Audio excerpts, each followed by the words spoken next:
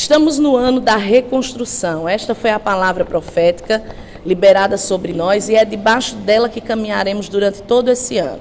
Durante 12 dias ouvimos mensagens poderosas sobre esse tema, mas a partir de hoje mergulharemos ainda mais profundo na palavra e extrairemos o máximo possível das lições que o livro de Neemias pode nos ensinar. Antes da gente entrar no texto, antes da gente ir para o livro de Neemias, vamos primeiro entender, ou vamos revisar quem era esse personagem, quem era Neemias. Então, quem era? Quem era Neemias? Aqui tem um resumo, porque tudo que nós vamos falar a partir de agora precisa estar embasado em cima desse personagem. Quem era esse personagem? Qual era o contexto que Neemias vivia? Primeiro você tem que entender que estamos falando de uma época onde o povo não estava vivendo em plena liberdade. O rei da Babilônia tinha invadido, tinha levado o povo cativo e Neemias, quando a gente coloca assim, não se sabe ao certo, é porque existem fatos históricos que não conseguem ser 100% comprovados. Então, o nascimento de Neemias é um deles. Porém, há uma convergência histórica de que, pela idade, pelos cálculos que fazem, ele provavelmente nasceu nesse cativeiro babilônico. Ele não nasceu em Jerusalém. Ou seja, é ainda mais interessante a história quando você entende essa questão. Neemias nem fazia parte daquele contexto. Porque quando você é livre, vira escravo, você tem um pensamento. Mas quando você já nasce escravo, é muito difícil você ter aquele espírito que deseje se libertar. Porque aquilo é o status quo, é o que leva você a um comodismo. É assim mesmo, é a vida que eu conheço. Por que é que tem gente que não gosta de certas mudanças? Por que é que tem gente que acha que aquela vida horrível que ela está vivendo é o que tem e é isso mesmo? Porque é o comodismo, é a vida que você conhece. Quando é que você começa a sonhar? Quando é que você começa a almejar? É quando você conhece uma outra vida. É quando você tem acesso a uma outra vida. Se você é escravo, você nasce no conceito de escravidão. Qual o desejo que você teria de mudar alguma coisa se é a vida que você conhece? Mas aí a gente vê que o espírito do líder, o espírito daquele que tem um chamado é diferente do espírito dos demais.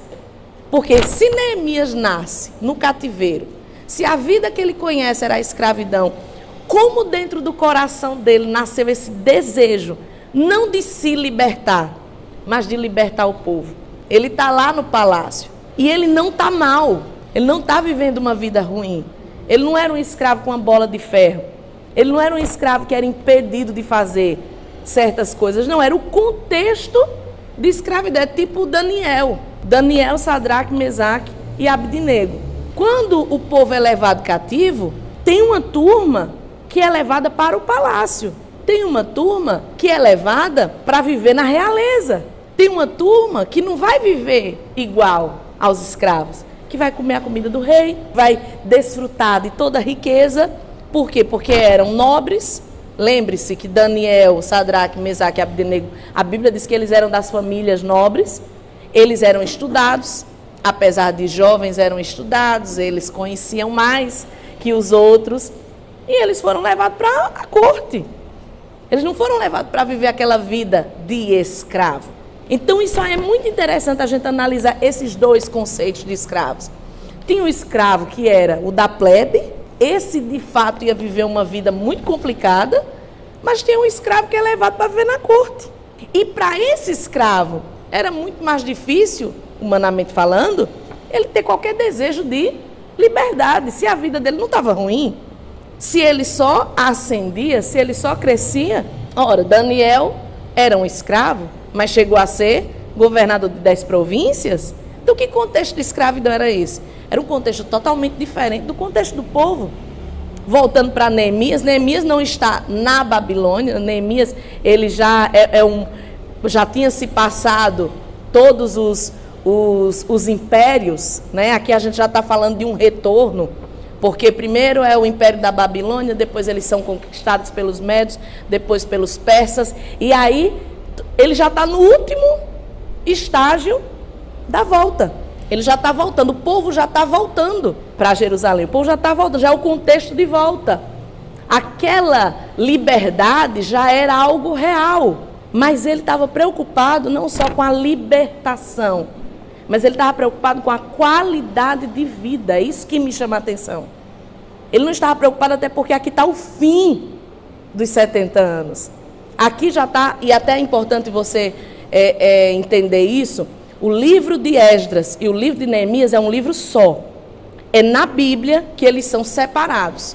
Mas nos escritos originais é o mesmo livro.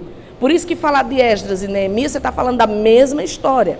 É que Esdras é o escriba, é o sacerdote, é o que vai trazer o lado espiritual da coisa. Primeiro se resolve o problema espiritual, é por isso que o livro de Esdras vem primeiro. E depois vem a questão da reconstrução física, dos muros, da proteção. Mas sempre lembre disso, é um livro só. É uma história só, é um contexto só. O que acontece aqui? Aqui é o fim. Aqui já é aquela palavra da volta. Aqui já é a profecia se cumprindo, eles estão voltando. Porém, eles voltam para uma terra arrasada. Eles voltam para uma terra devastada. Mas Neemias está lá, no cantinho dele, vivendo ainda o conceito da escravidão e do cativeiro dele, mas não um cativeiro que o machucava. Não um cativeiro que o aprisionava no contexto que as pessoas entendem de cativeiro. Ele estava bem. Ele nem conhecia essa ideia de voltar para a sua terra, de voltar para Jerusalém. Ele nem conhecia, mas algo dentro dele, algo, um chamado, era mais forte do que até o conhecimento que ele tinha daquilo ali. Ele não viveu aquela história, mas ele era daquele povo. Ele fazia parte desse contexto. Quando diz aqui que a maioria dos habitantes de Jerusalém foi levada cativa para a Babilônia, por que a maioria? Porque lembre-se que os miseráveis ficaram. Não era interessante para o rei da Babilônia levar os miseráveis. Ele só levou gente que podia servir para algo. Ele só levou gente que podia ser útil para ele como objeto, como algo que ele pudesse sugar. Porque esse era o contexto. Quando um rei, ele conquistava uma nação, conquistava um povo, ele pegava as pessoas que ele poderia se aproveitar. Então a Bíblia diz que ficaram na cidade os miseráveis. Esses para os reis não tinham serventia. Continuando aqui, Neemias, ele era copeiro do rei. E quando a gente fala copeiro, aí copa, então ele vivia na cozinha, né? A gente não entende o significado dessa função. Então, só para você entender, o copeiro era um cara que a função dele era de tamanha responsabilidade, que muitas vezes, em muitos momentos, ele funcionava até como um conselheiro do rei. Você vai ver isso na história de José. Você lembra disso? Lá quando o faraó tem o sonho, com quem é que ele conversa? Vocês estão lembrados disso? Quem é que fala de José para o faraó? O copeiro. Então, para você ter acesso ao rei, você não é qualquer pessoa. Por que a gente precisa entender todo esse contexto? Para que você aplique na sua vida aquilo que Neemias entendeu que era o chamado dele. Que às vezes a gente se coloca, a gente acha que isso não é para mim, é para o Vitor, é para a Sara, é para a Gemima, não é para mim.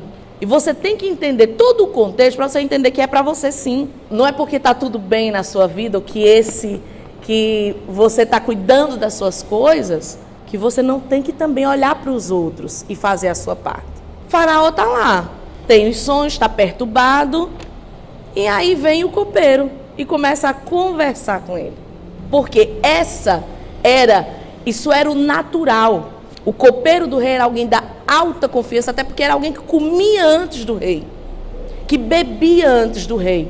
Ou seja, era uma pessoa que provava as melhores comidas, era uma pessoa que provava os melhores vinhos. Era uma pessoa, não era qualquer, prova aí e depois dá para o rei. A cozinha está lá, os cozinheiros reais estão lá.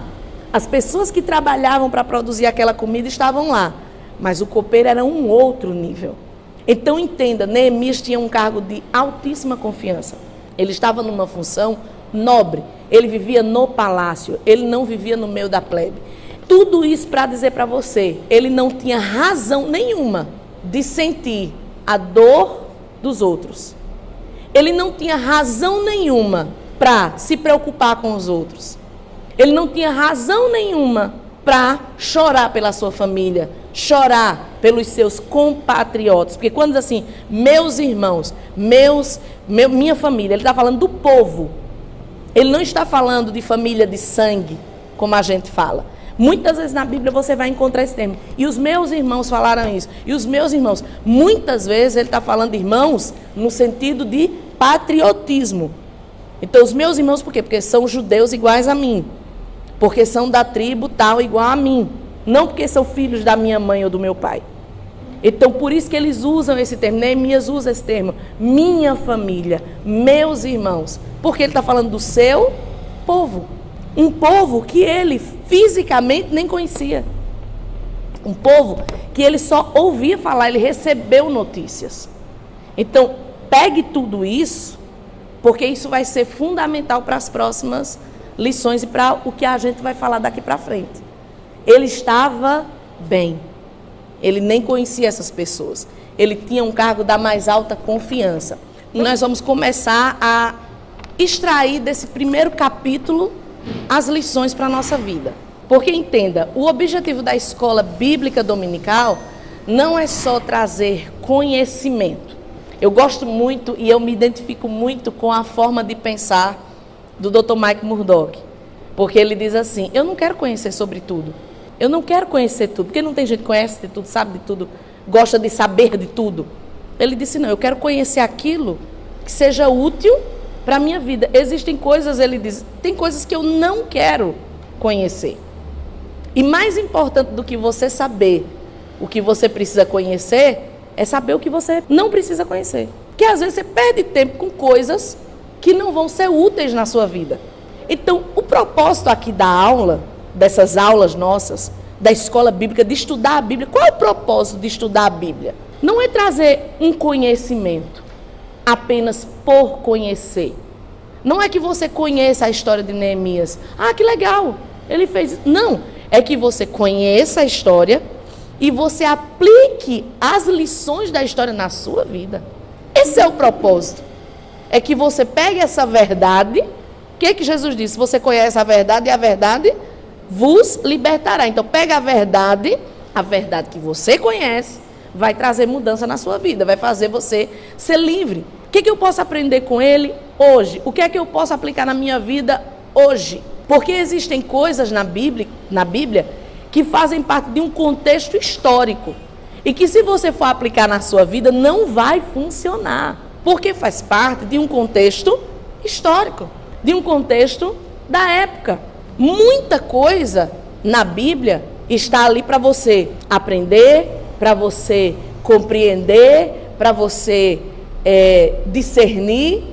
Mas se você aplicar sem um entendimento, você vai se dar mal. Tem um vídeo, um maluco, que ele disse que ele foi e teve um caso com a mulher do vizinho. E ele se dizia pastor, esse cara. Não sei se vocês já viram esse vídeo. Aí o repórter perguntou a ele, por que ele disse? Não, porque o profeta Oséias, vocês já viram?